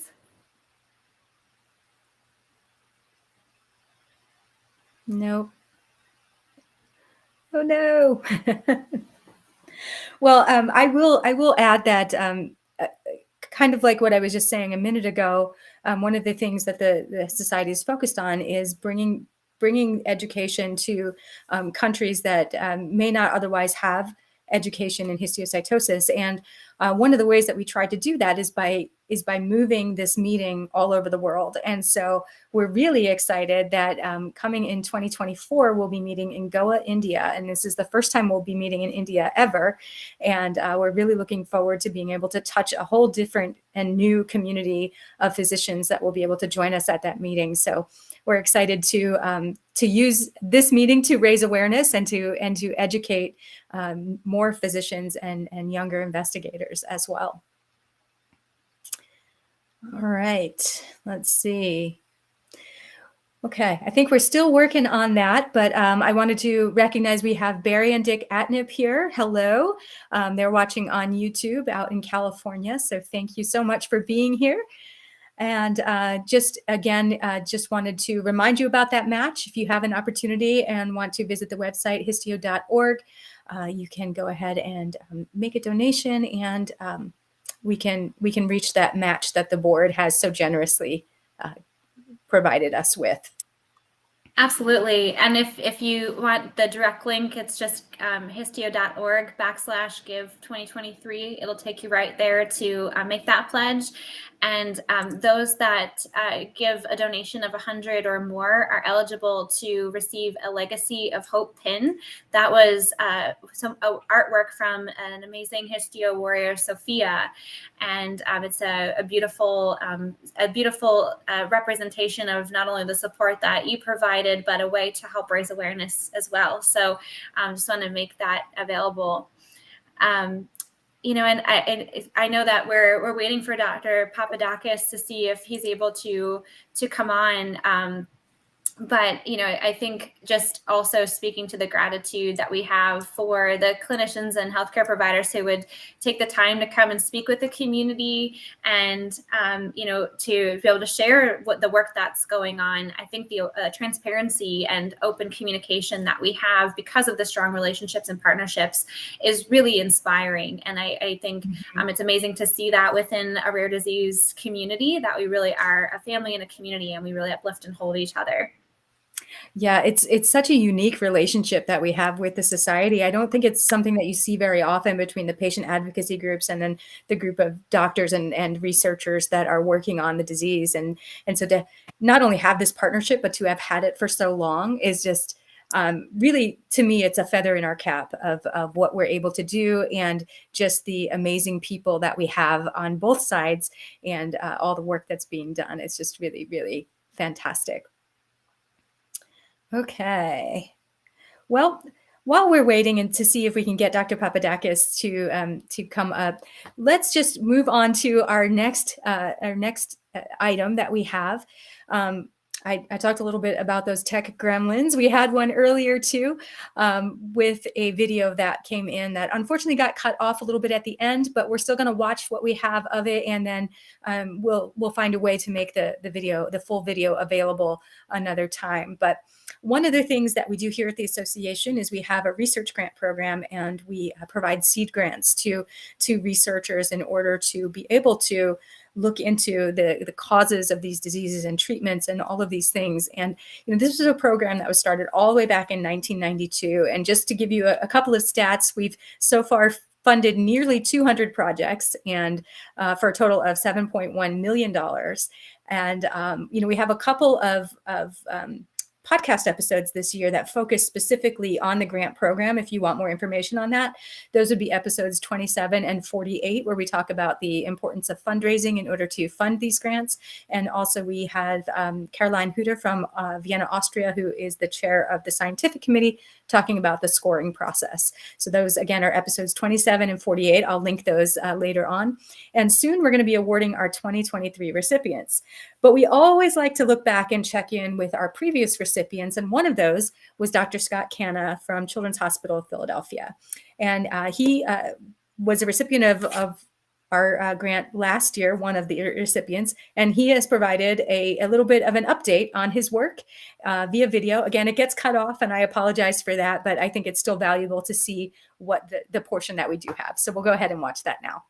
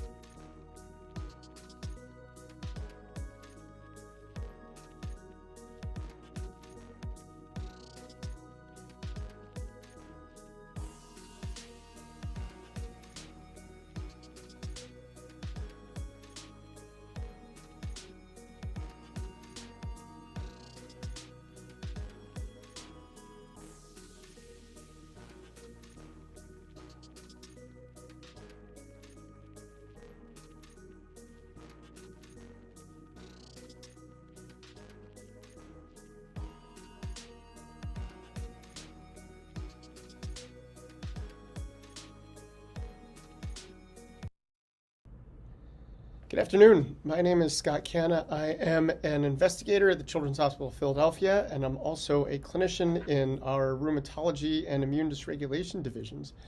I'm so sorry I'm not able to make it for tonight's HopeCast. I'm actually previously obligated giving an HLH lecture of all things. But nevertheless, I'm glad to be able to provide this recording of some of the work that we've been doing with the generous support of donors like the folks on this call and the Histiocytosis Association around this project that we're calling Defining and Interrogating the Hyperinflammatory Immune Synapse. So before we get into the data, I think it's worth revisiting what we mean when we say HLH. It's a systemic hyperinflammatory syndrome, and a syndrome is just sort of a collection of symptoms that tend to go together. I won't read to an audience, but many of you are all too familiar with some of these features, like the different kinds of systemic inflammation, high ferritin, low cell counts, clotting problems, and then some of the organs that HLH likes to affect, like the liver and the brain. But HLH occurs in a lot of contexts. So, we're interested in knowing what causes it so that we can better diagnose it and better treat it. And at its essence, HLH is a T-cell hyperactivation problem. And so if you're going to study disorders of T-cell hyperactivation, you kind of have to know about what gets T-cells activated to begin with. And all T-cells, in order to get activated, have to get some sort of stimulation from what we call an antigen-presenting cell. And that can be a cancer cell, it can be a dendritic cell, it can be practically any cell. And regardless of what the cause or context of your HLH is, it seems as though the one unifying feature is that the T cells are getting hyperactivated. And that's creating all of these cytokines that are acting to create all these problems that are causing all these issues for the patients, like their hepatitis and their splenomegaly and sometimes their CNS involvement. So one way that we would like to be able to better investigate this is actually to look at what's happening at the time that T cells are getting activated. And the place where T cells initially get activated is something that we call the immune synapse. And so most of you, if you've heard of synapses, you think of them between different neurons and the places where one neuron talks to another. But when we think of an immune synapse, we usually think of the place where a T cell is talking to and interacting with its antigen presenting or its target cell. And so we have a way of looking at this in live cell microscopy. We can watch live cells interacting, and we can see when T cells get activated using this dye that causes them to glow green. And we can see when target cells start to die because they take up this dye that causes them to glow red. And so all in real time on a per cell basis, we can start to analyze these things and see which T cells are turning green and when the target cell that's right next to them starts to turn red. And we can quantitate all of that, in the same graph in the same time to sort of say, here is the point at which that T cell started to flux calcium or turn green, and that's when the immune synapse between that T cell and that target cell started.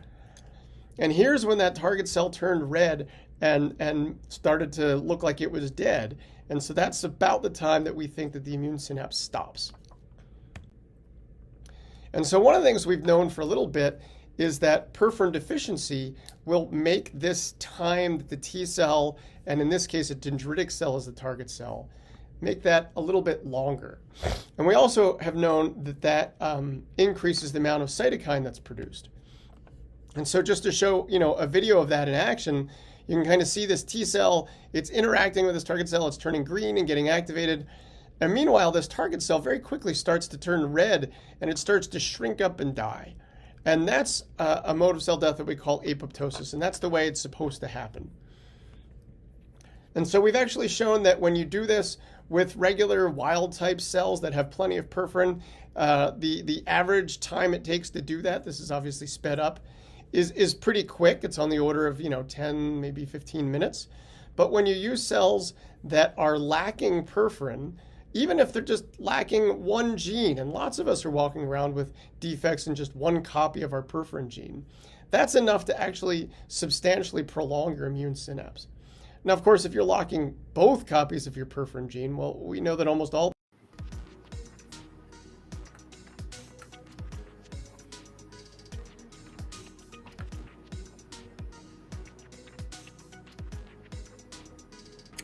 Well, unfortunately, like I said, that got cut off, but it was a little bit sciencey, a little bit heady for the end of the evening. But we wanted to be able to provide that for you since Scott so graciously took his time to record that for us, and we'll make that available in the show notes as well.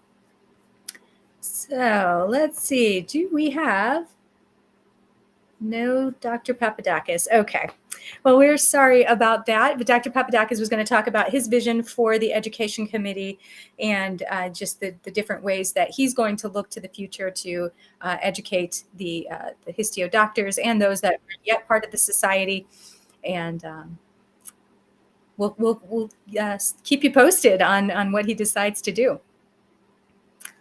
All right. I think that we're about at the end of our pillars, and this has been a fantastic evening. Anything else you want to talk about now? I know you, for example, went to the society meeting. Anything you want to say about that? Absolutely, I do, and I want to first of all say thank you to the whole team for the amazing work and effort to putting tonight together. I want to thank everyone for your participation and engagement. It's been wonderful seeing you chat in where you're calling in from and your relationship to histiocytosis and all the generosity that has come in today as well. And I want to say a special thank you to Barry and Dick, who both just pledged $1,000 to tonight. So I think that means that we're only $3,000 away from the $14,000 match, which is amazing. So all these gifts will be matched. Thank you both so much, and for all that you do for the histio community. Really just so inspired by everyone. And, I think every single day I am touched by the passion, the dedication, and the Histiocyte Society annual meeting also really illustrated that. We were in Athens, Greece, and I know that is a tradition to go back to Greece because of the connections with the Artemis and Histio Hellas organization there. And we were asked to give a presentation on the patient community perspective for several of the discussion sessions. And it was an honor and a testament to how important that all of you are to the clinicians and researchers that make up the society, and how much we are actually working together. And we had opportunities to meet other advocacy groups. You met Fernando and Claudio. There's the ECD Global Alliance and the Histio Hellas. There's the Liam's Lighthouse Foundation. I'm going to miss so many amazing organizations, but there's we had over 16 different groups in this conversation, all working together for you. And we shared some of the advancements that we've made on projects together, for the Histio community. And one of those big accomplishments that we presented was the international access to treatment. And that's a template that we're putting together as a work in progress, but really a toolkit to navigate how to help people around the world gain access to treatment.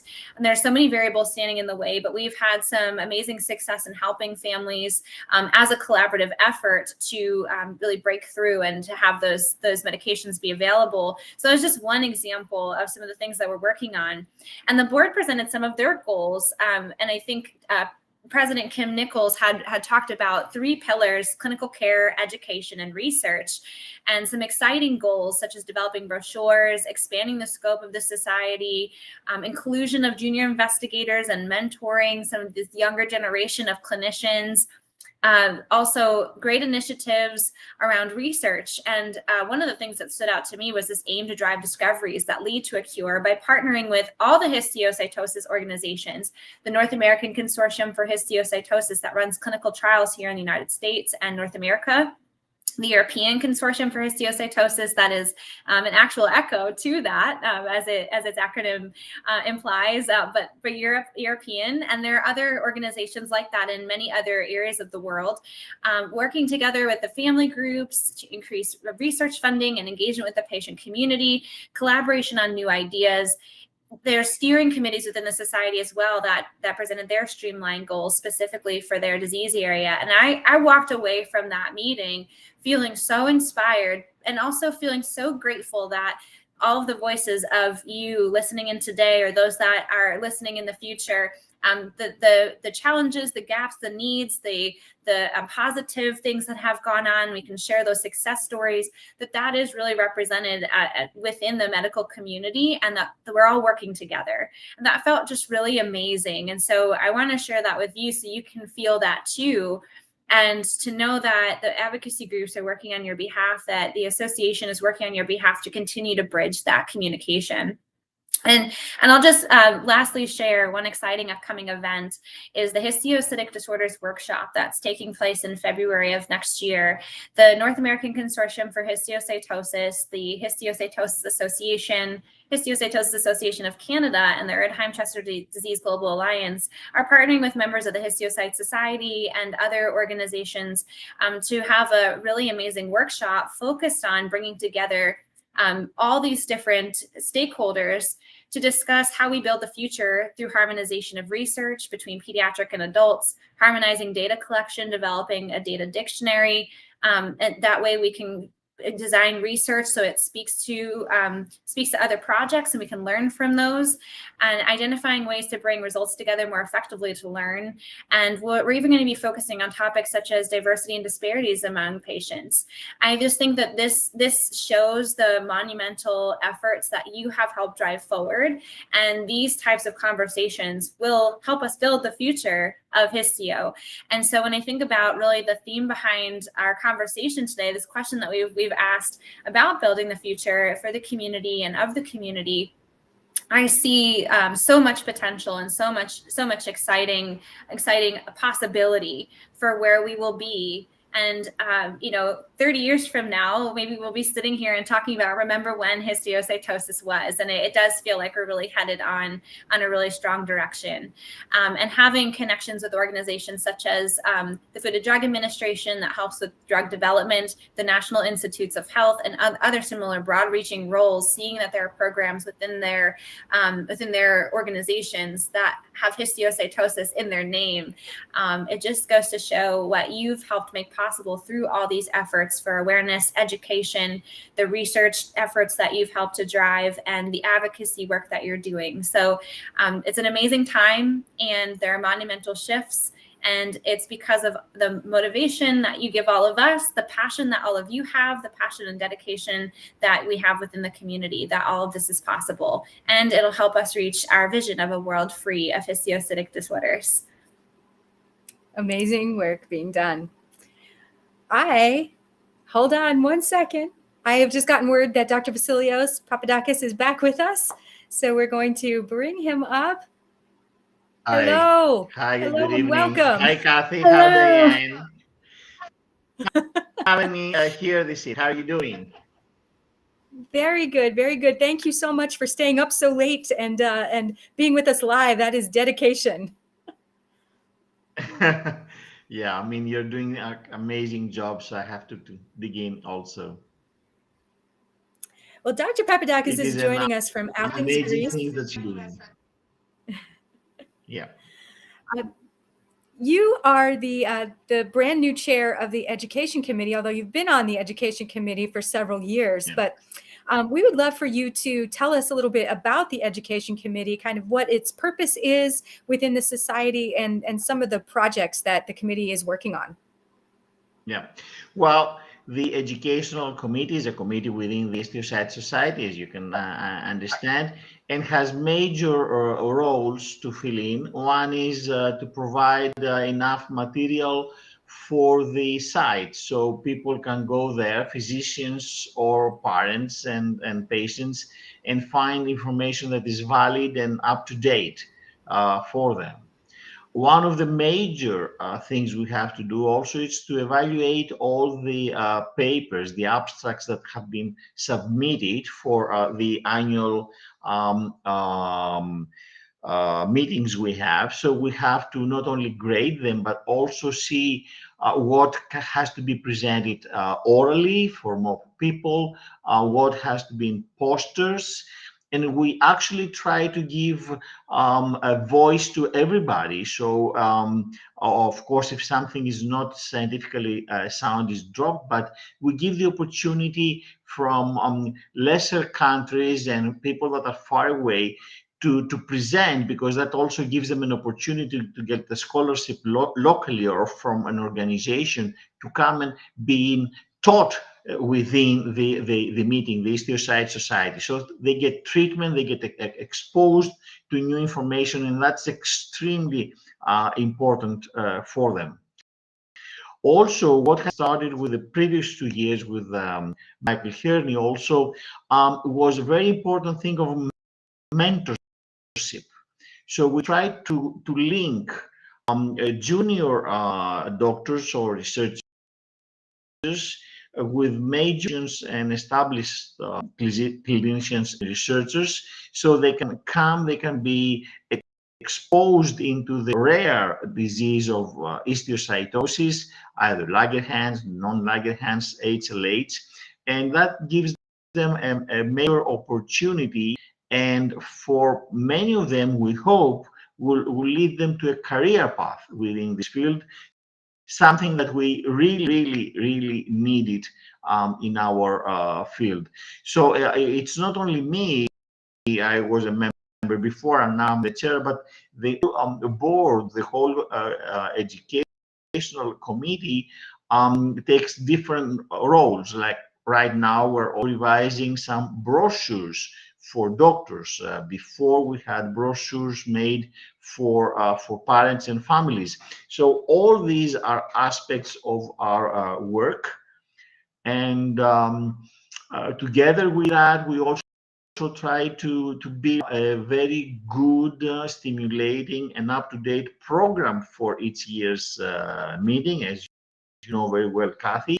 So all these activities, by putting our brains together, is, I think, very important, and I hope for that I will be able, with my colleagues now, to continue all this great work that has been done so far over the years within the Histiocyte Society and the Educational Committee.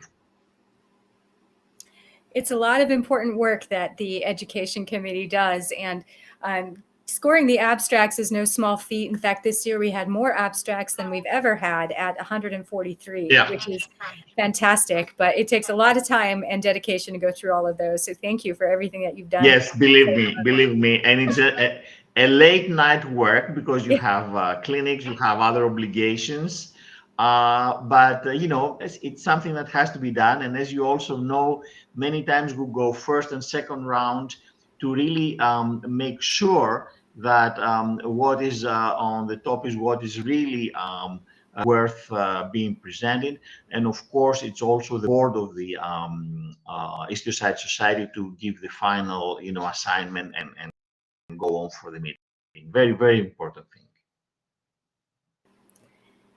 What would you say is your vision for the education committee going forward and for Histio in general? Well, for the committee, first of all, what we need to do is to work together as a group and try to put our ideas to really make the new mentorship program to begin with a really something established that people will take advantage of. Then it's the constant effort to give valid and updated information on the site. And then, as you know, the scoring of the abstracts and giving more ideas into the board of the Histiocyte Society for the new meeting. It's here is also a very important aspect. We have an excellent group of colleagues from Europe, Japan, the US, and some of them have before, some of them are new in that, and I think make good work. I hope on that, and I'm counting on my colleagues. Very good. Well, we thank you once again for hosting us in beautiful Athens, Greece again this year. And as Diana mentioned, we have a commitment with Histio Hellas that we will meet there every 5 years. And so it was great to be back. It was great to see you again. I'd like to give you an opportunity to say anything that you'd like to tell our Histio community. Do you have any words for them? Yeah, I mean, you know, like several decades back, we had some empirical treatments and different sites, different countries had different treatments. Then we had the histiocyte protocols, the LCH protocols, when we decided to have a unified treatment, let's say for the LCH to give to everybody and more, see what works, what is not working. The same thing with HLH. Now, in Langerhans, 15 years back almost, we understood that, okay, it's not an immune dysregulation, it's not related to viruses, but we have some mutations, BRAF and MEK aberrations, that lead to this Langerhans cell histiocytosis. It was not something theoretical, because it gave us the opportunity to have new medications, new ways to treat.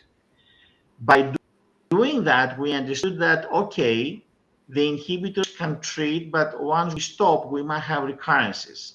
So now we're in the era of hybrid treatments, try to combine chemotherapy with inhibitors for the very difficult cases to stop the disease in a fast way so people, the patients improve in their conditions, but also give chemotherapy and eradicate the clone, eradicate the initiating cell of histiocytosis. Things are evolving, and there are ideas here, new efforts there, and we combine them together to get something new, not to have just something new, but something more efficient and something less toxic in treating difficult cases. The same thing has happened with HLH, where we have antibodies and have new treatments without heavy chemotherapy into them. We try for them to bring the patients in a good conditions to go to transplant under the best circumstances and survive. So yeah, there have been many changes over the years, and it's an effort that is going globally. Many people pitching, and we get to new concepts and new treatment. And I think that's very important. And there are more things coming every 5 years, I would say, and I'm really glad for that. You also know that in Greece, we're also inspired by the Kondogiannis family with the Nicola Symposia. They bring every year an excellent think tank trying to move mountains and understand what the disease is and get the best treatment. Through that we got a major understandings of the neurodegenerative disease. Why is it happening?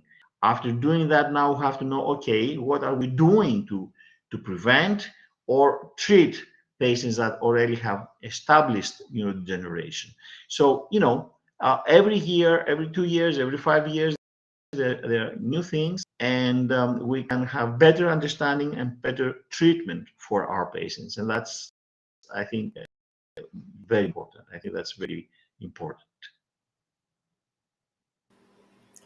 And I think that's probably exactly what our community wants and needs to hear as well, that there are so many dedicated physicians like yourself that are working on this disease and working on ways to make them feel better faster and to hopefully cure this once and for all, eradicate it from the earth. And so we really do thank you for your dedication, for your leadership in the society, for staying up extra late to be here with us today. And I just want to thank you so much. And Thank you so much. Thank you, and happy holidays to all of you, to your audience, and let's wish the best for all of us. Absolutely. We'll say Kalispera, or I guess Calimera for you. Yeah, Calimera might be better. Wow. Well, this has been an amazing educational and productive year and 2 hours. And as we look to the future, all of our guests have helped us to see just how much we have to be excited for as we move forward into 2024. So once again, I would like to personally thank everyone who contributed to this HopeCast, whether live or by submitting a video, and for wrestling with those tech gremlins. And we appreciate your patience with us. Technology is great when it works. But we'd like to thank every single person that's watching or listening. That's you, our community. We can't stress enough how all of you are the ones that help shape the future of our community. And it's this community that makes us strong. And we couldn't do what we do without each and every one of you. In fact, I'd say that we're more of a family than a community. So you all play such a crucial role in our progress, and we appreciate you all so much. I just wanted to remind you one last time that this live broadcast will be turned into an episode of the Beyond the Diagnosis podcast. That will be released soon, and I will include information in the show notes about the various organizations that joined us today. Diana, I'd love to thank you for co-hosting with me tonight. Do you have any final words to share with the community? Thank you so much, Kathy. It's always so much fun to be on a podcast or HopeCast with you. You're doing an amazing job hosting, and just so grateful for everyone that participated and engaged with us today, and for all those that will listen in the future to this on the podcast. We just thank you for everything that you do to help us drive progress forward, and for the crucial role that you play in getting us to where we are today and where we will be in the future. And to all of those of you who have generously given today on Giving Tuesday, thank you so much. In 24 hours, we have been able to really do a tremendous amount. We are just $2,500 away from that $14,000 match, which means that we are so close to raising $28,000 in one day, 24 hours to go toward histiocytosis research and support. So you're amazing, and thank you. And for each and every one of you, thank you for everything that you do, whether it's a message of support for someone else who's diagnosed, a hug to a friend or family member who needs it, for coming to the peer support calls and uplifting each other, for messaging through Facebook and social media, for reaching out to us and asking questions and just getting involved. Thank you for everything that you're doing. And we're so honored to be able to serve you through this journey. And just thank you for spending time with us today. I think that's a wrap on our 2023 HopeCast. Again, thank you so much for being here. If you have any questions, any concerns, anything that you want to talk to us about, please feel free to reach out. We have a whole team of people that are ready to take your call and to help you in any way we can. So, wish everyone a very happy holiday season, and thank you for joining us. Bye.